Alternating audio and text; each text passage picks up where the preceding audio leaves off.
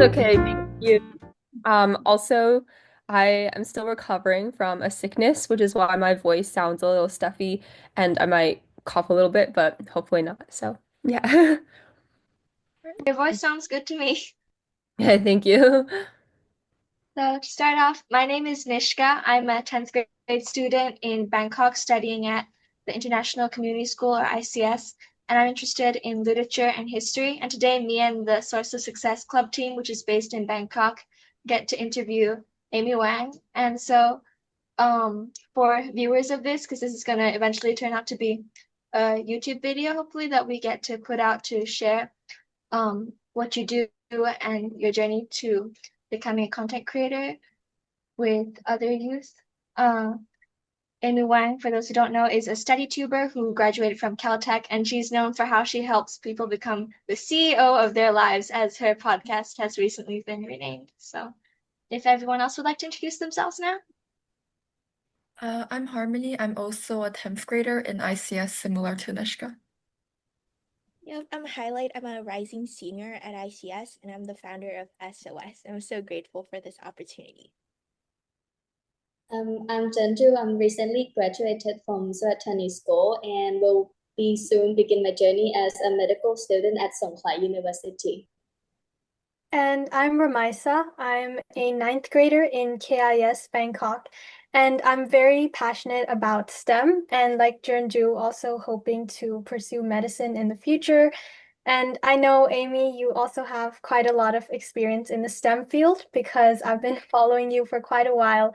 So your Instagram, your YouTube, your newsletter, it's all been very inspirational to me in my academic journey.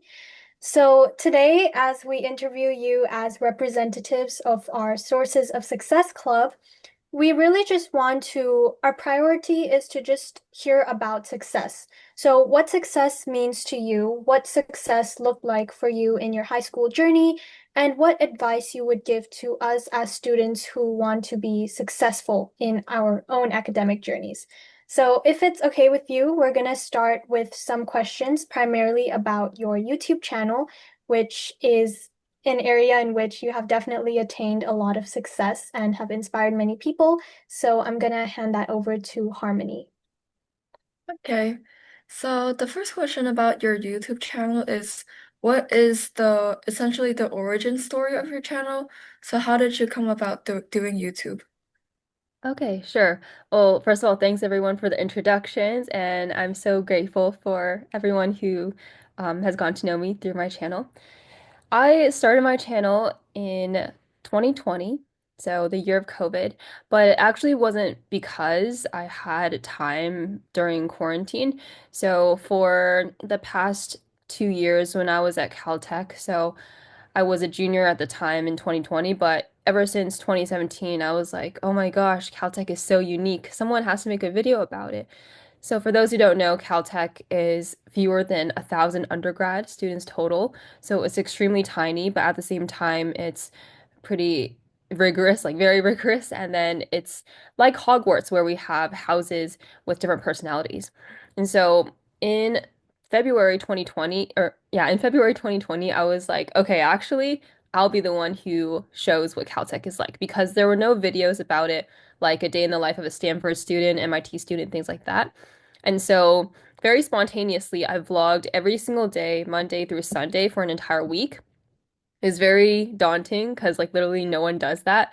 And, like, embarrassing too, like, carrying my phone around, filming myself. But then, coincidentally, or I guess as fate would have it, I should say, in March, we had to all go home and start quarantining due to COVID. So I had this time to edit a little more than I would have. And so I released the videos also in the hopes that it would help prospective Caltech students. Since high schoolers were admitted to Caltech, but they couldn't visit campus anymore, my videos became even more important to actually help high schoolers understand what schools to pick. So because I made that impact and I saw how valuable sharing online content was and seeing the great feedback from my viewers like thank you so much and also tell me about how you got good in school and like all your tips, things like that. I continued to make videos sharing. So it was primarily from that origin story and just continuing this passion of helping others. That's very cool. So, where did you learn the necessary skills to like do YouTube, like all the editing, the filming, all that? For sure. The fun fact is that my current channel, Amy Wang, was not my first YouTube channel. My first YouTube channel I created in 2017 with my sister, and we were doing completely different things that you see on my main channel, and that was singing covers and writing karaoke English lyrics of BTS songs because we were big fans of BTS, but we couldn't sing any of their lyrics. So we essentially gave a voice to other international fans as well. And that was really the start of how we realized YouTube was this beautiful thing where we could help people around the world. And that was where we had the time that summer to actually figure out how to edit and to basically um, figure out a lot of the SEO, making titles and thumbnails and things behind YouTube. Of course, that didn't really make me good at my current channel because singing and speaking videos are completely different, but that really, really gave me a bit of a foundation. Then later to build this current channel, I just watched a ton of YouTube videos about how to make YouTube videos. Sure. That's great. So you seem to have a lot of experience about you with YouTube creating different sorts of channels. And personally, I will say I've tried creating a YouTube channel as well. And it's actually a very hard job to not just start it, but actually be consistent and keep maintain that channel. So if you had to give one piece of advice to someone starting out with YouTube and someone who wants to be consistent with it, especially as a student, what do you think that piece of advice would be? Yeah. So as context, when I was doing my singing channel with my sister, we were both students, but we weren't posting like as much as I do now, like once a week. We're more posting like whenever a new song comes out and things like that. And that really helped because we were students at the time and time was limited. So in terms of posting consistently that I do now, it's really because I have an editor to help me. So even if as a student, I think that there are ways that you can make things more efficient, even with the limited spending power. And so I'd say that it really comes from, first of all, like time management, because these things are holistic, right? It's not about like, oh, let me be consistent at YouTube. It's like, no, let me first be consistent and, well off in my regular life first, because otherwise it's going to be really, really hard to find the time to edit 10 hours for a single YouTube video, which is about what it takes. So the foundation is really time management in order to be consistent and to stay organized and ahead of things. It's like think of doing a school project but on steroids, right? Like a school project, you still have to like do all the things of organized deadlines, delegate if you have group members, do a little bit every day instead of procrastinating. And so doing YouTube just means that you have to be even more responsible. And then if you're able to, as a student, I would like highly, highly recommend that you try to acquire skills by like tutoring someone. And then also translate that like additional income into like hiring people to help you edit because I think that tutoring is something that's a perhaps more valuable skill than, editing. And because editing is always something that like other people can do for you. That's definitely a great system to set a YouTube channel up as a student. And now that we've covered up your channel, we want to hear about what success means to you. So I'm gonna pass that over to Nishka. Okay. So, kind of asking a really big question here, but how do you define success personally? What does it mean to you? I had a feeling you were going to ask this big, big question. Um, so I believe that success is really about feeling content and happy with yourself and how your day-to-day life is. So that's a vague answer to in response to the vague question. But what I mean is like you see a lot of quote unquote successful people on or people who are successful on paper. Like they might be rich, they might have a house, they might have fame. but they're not always happy, and that's why a lot of celebrities will resort to not so good things at the end when like they show up in news and things like that. So, you know, success I think really comes from like your daily happiness and being content. Like essentially now, to paint a picture of it, we are in the age of social media, and so it's really easy to not be content. So if we say that, wow, we're have such a great life, we live in a first world country, we still might feel a lot less happy than someone who's just a farmer who doesn't have who doesn't have any idea of what's happening on social media. And so that farmer could be really, really successful, in their own right because they're happy. They're like, okay, my crops are doing well. Like I have a great family and I have people who I love.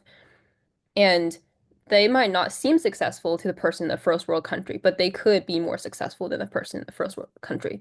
And so that's why I think it comes down to happiness and contentment in your own everyday life, because your own everyday life should be filled with very human things like love, support, community, and feeling fulfillment in what you're doing and in reaching your own potential, which is why I always talk about reaching your own potential a lot of times because when we are wasting our time, whether it's video games or TV or social media, we are going to feel this kind of urge like, oh my gosh, I know I'm meant for so much more and I'm not doing it. And then you wouldn't feel happy or successful either.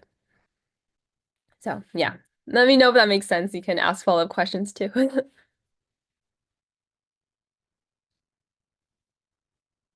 I think that was really great, and it's definitely true, but also hard to stick to, especially as you mentioned, with the world being full of social media and all of these influences that are kind of bombarding you.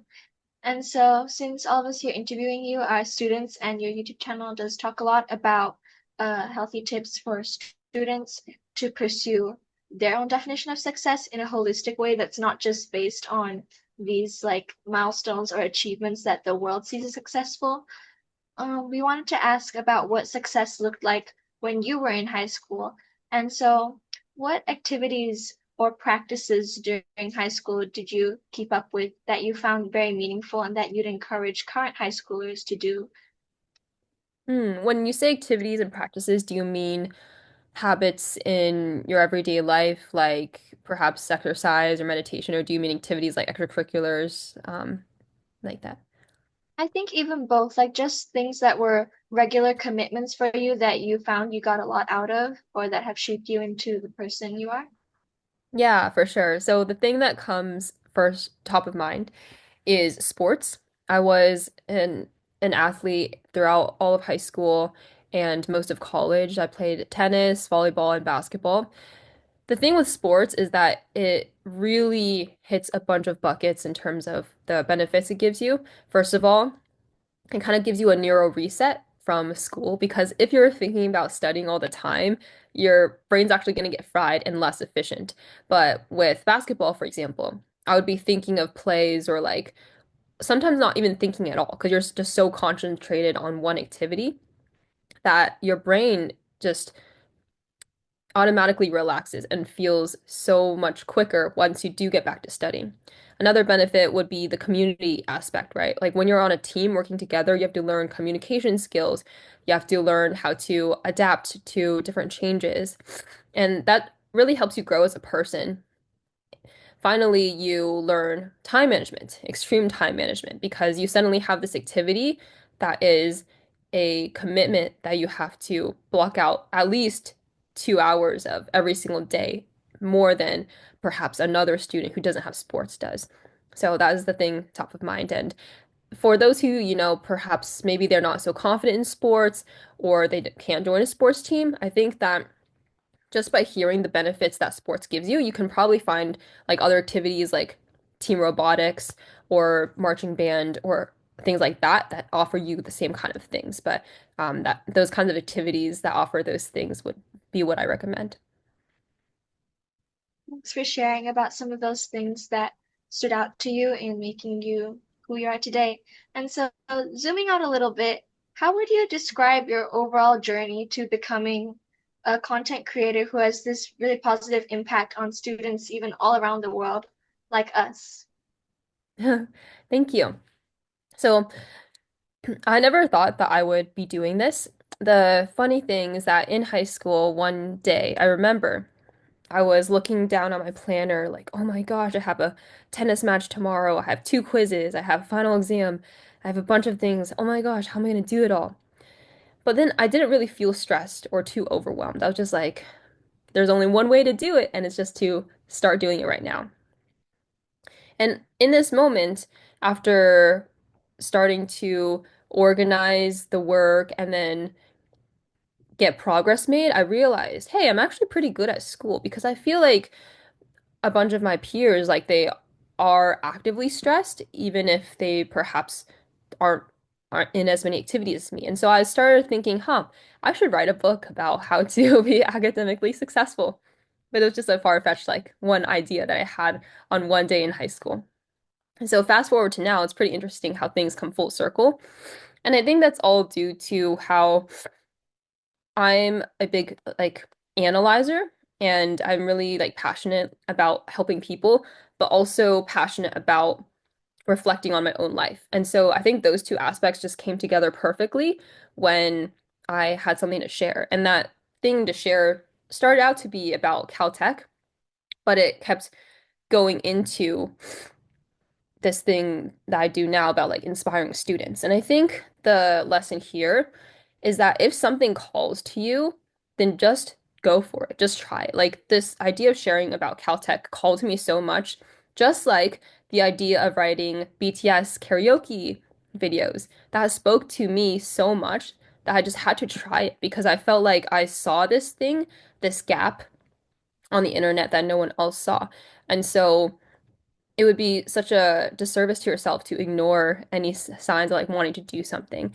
And so even though I worked as a consultant as my first full-time job out of college, I wasn't happy. And so pursuing this passion outside of consulting gave me that joy and that made me work on it even more and more and more. And so you can never see the end goal, but as long as you keep connecting the dots and following where your heart takes you, then it's going to end up somewhere where you are likely going to be good at, you're going to be more passionate at, and you're going to be happier in. Thanks for sharing about how you found and you followed your passion. And it's really inspiring to have seen how you've done that and how you've encouraged others to do the same throughout your YouTube channel.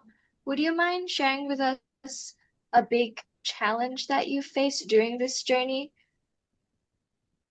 Sure. A big challenge I had in particular to YouTube, well, there are many challenges to YouTube, but I'd say the biggest one would be to market myself. So I think that some people might not see it as really hard to market myself because like, oh, I can say I'm valedictorian, Caltech 4.0, blah, blah, blah, right? But the internet is really, really tough right now because of how many people want to do videos like me or like who want to also become YouTubers. And so the biggest challenge was to essentially package what I already know as valuable for everyone to know it as valuable in the first glance. And that means in the title and thumbnail and in the hook and in all these different ways of soft skills that I didn't need before because previously I was in engineering, right? If it's right, it's right. If it's 10, it's a number 10. It's not going to be 9, right? But it's super ambiguous and arbitrary how to attract someone on the internet. Sometimes that's with, a spicy title. Sometimes it's with like, how pretty your thumbnail is. Sometimes that's like, it just comes to luck, right? So I think that's something that I still struggle with to this day. And what inspired you to attend Caltech, and what quality do you think makes someone well suited for studying there? So what is the second part of the question? What quality does it, Uh, the quality of the student who is good fit for studying in Caltech. oh, sure. I actually didn't want to attend Caltech when I got in. I was excited that I got in because like that's a accomplishment, but I knew how hard it was, so I was like, please let me get into Stanford so I can not have as hard of a time.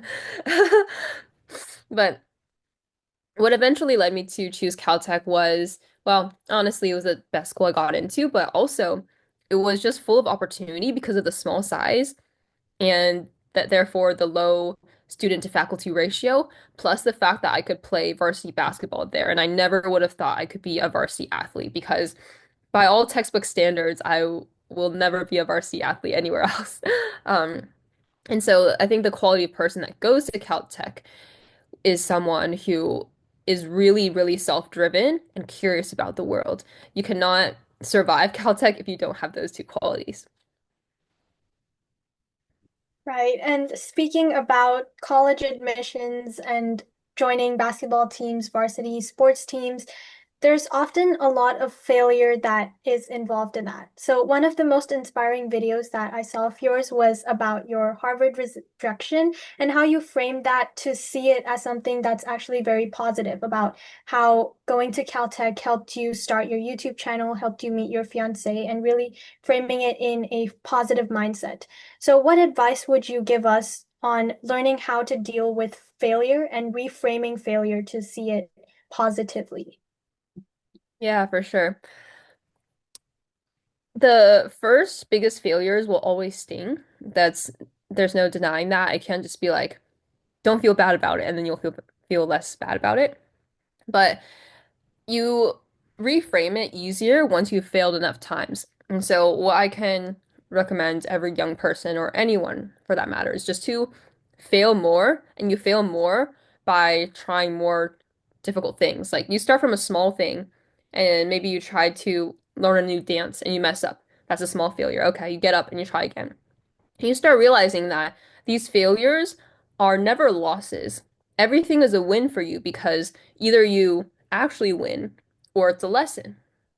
And as long as you are trying your hardest, you always have something to gain from it. And so even if when I got rejected from Harvard, I was aware that this time I put into it still made me learn things like how to present myself to other people, how to write essays. And then even outside of the actual application process, you have to think about how everything in the application is all the years of work and effort you put before, right? And so, just logically speaking, you cannot take all these like 10 years of effort and put it into one single moment of an admission from an admissions counselor who literally took like 10 minutes reading your application. And so you have to have some sort of logic in that because you understand yourself the best, like literally no one understands you more than yourself, you are fully aware of how much more valuable and worthy you are than any kind of quote unquote failure. So that is the way that I would reframe it on a high level. That is very true. And I feel like definitely every failure teaches us something that's very important and helps us with our wins. I've heard the saying that the winner has failed more times than the another person has ever tried. So that's Mhm. definitely a great point. Um, Another thing that's very important for us as students is being consistent. That's definitely a takeaway that I got from your channel as well. And it's very prevalent in current study talk, studygram, whatever you call it. So, what did consistency mean to you? And more importantly, how did you maintain that consistency throughout your high school years and beyond? Yeah, consistency is not 100%. Just everyone should know that. I think people believe they need to check off 100 boxes in a row to call themselves consistent, but I'd say, check off about 90%, and that's consistency. Consistency also comes from the kind of identity you have, and so the things that really helped me achieve what most students call consistent is number one, identity, and number two, the environment.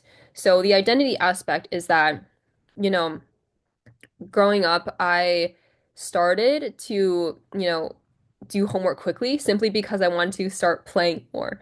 And so I became this person where I identified as, okay, I get my work done quickly.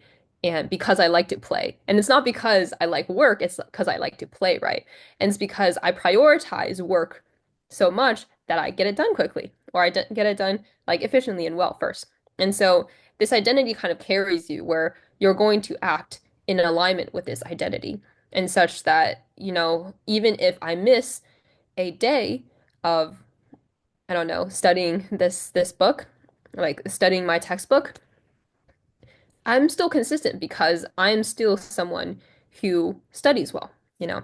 So then the second thing, environment is super, super important and I think undervalued because my family is full of people who inspire me and who want what's best for me, right? And then my sister is also working hard in school at the same time. And so in this environment, I don't feel like it is abnormal to be working hard because everyone around me is working hard. I feel like it's normal and it's default to take care of what I need to do first. And so there's never really a possibility of being like, oh, should I like watch Netflix or should I do my work? Because I think that's where most students get stuck on. They are like, they think there's an option, like a choice, right? But to me, I feel like there's no choice. I do work first because that's who I am and that's what my environment does as well.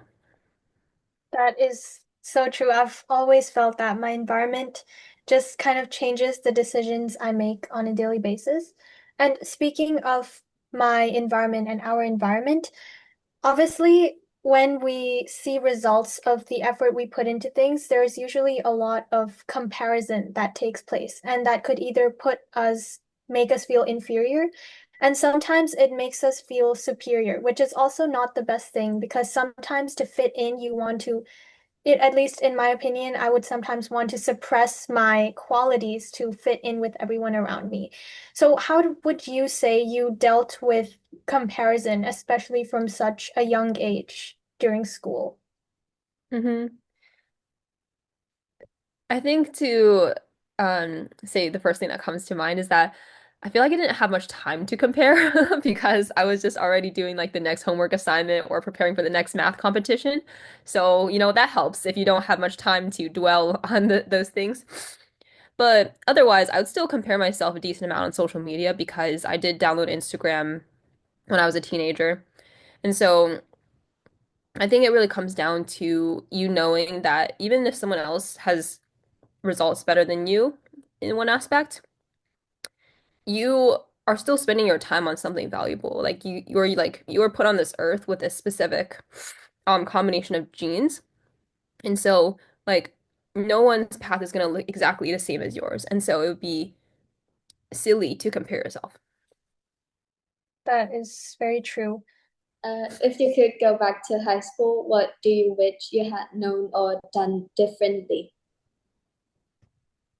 Hmm.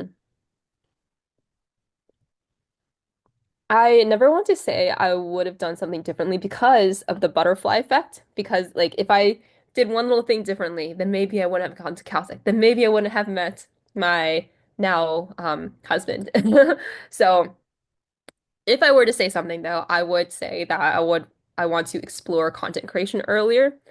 I do feel like even though I say I use all my past experiences and schooling journey to build the channel I have now, I I did start relatively late in terms of using the value I did have to offer. I believe that I already had some offer to give and to share while I was in high school, and I could bring people on the journey with me, and I could also get to know how to make videos earlier on, which would give me advantage now in this digital age. And so that's the one thing probably that comes to mind. What do you think is the most important quality in a person? I know there's so many, and it can seem like we're always striving to either embody these qualities or looking to the people around us who show these qualities. But what do you think is one quality that you find really important? If I had to say one, I would probably say resilience. So I'm not going to say, kindness because we all know we should be kind people, but also the reality of the world is that unfortunately the kindest people don't always win. But what does help is if you're resilient, and that can be resilience in all different things, right? It could be, trying to be a kind person. It could be resilience in school. It could be resilience in playing a single tennis match and then you're down like 3 games, but you have resilience to keep going. So resilience is incredibly important because every single person is going to fall. And that's what we discussed earlier, right? Like everyone's going to fail, but it's how many failures you're willing to get and then get back up from that leads you to success. And so if you look at, for example, 100 people want to try to succeed, right? Well, the one person that succeeds is the one where after everyone has failed like so many times, they're the one who just like kept getting back up. And that's literally the only difference. It's not that they were smarter. It's not that, they were richer or anything. Like these factors don't matter as much, not as much as just resilience and yeah, trying again. So that would lead to the real source of success too.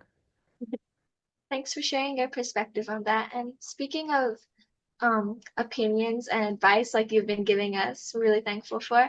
Do you have an author or creator that you look up to or that you did look up to when you were in high school?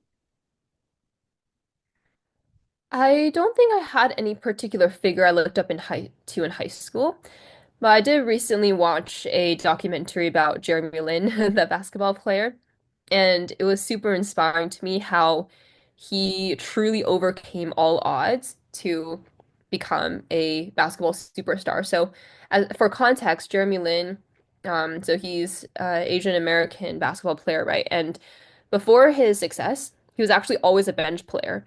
He was getting cut from teams left and right. No one thought he was actually good at basketball. He was broke, and then the night before his defining basketball game, he was actually sleeping on his friend's couch and he couldn't get a good night's of rest, but he knew that the game the next day was the one where it would determine if his basketball career was over or not.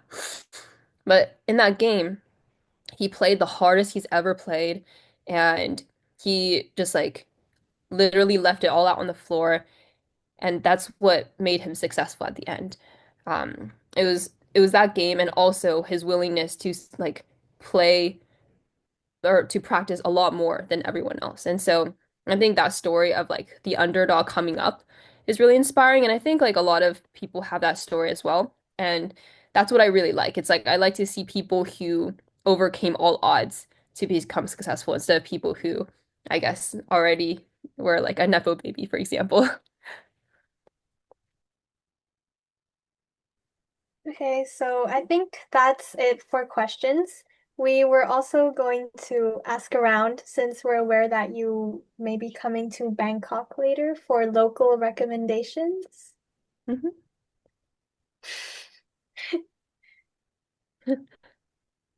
Guys, The train market, yes, very cool. It's basically like a market next to a train track, and the train occasionally passes the market, so all the stalls have to like draw everything in to the buildings beside the train, so it's really, really cool. Mm. have you ever been to Bangkok before? No, I've not. Well, there's a lot of floating markets here and really cool shopping malls. So, yeah. Oh, okay. May I ask when Thank you. you're coming to Bangkok? I am coming on, let me see. Oh, so I'll be there June 17th and 18th. Wow. Is Cool. it like a Yeah, business trip that you're here for, or just for vacation? Just for fun, yeah. we heard from your agent and she asked if we had any recommendations. So we are all like scanning our brains for what are nice places to visit and stuff. Oh, okay. Yeah, for sure. You can also send it in an email. It would be nice. Because you don't, I know it'd be kind of hard to think of on the spot right now. Yeah, we hope that you have a good trip and we're really thankful for your time today and all the words of wisdom that you shared with us. Yep. We really Yeah, appreciate it. Would it be of course. possible? Thank you so much for having me. Hope it was helpful. Thank you. So much. Oh, thank you. Bye. Bye. Have a good night. Nice meeting you. Nice Bye. meeting you all. Bye, guys.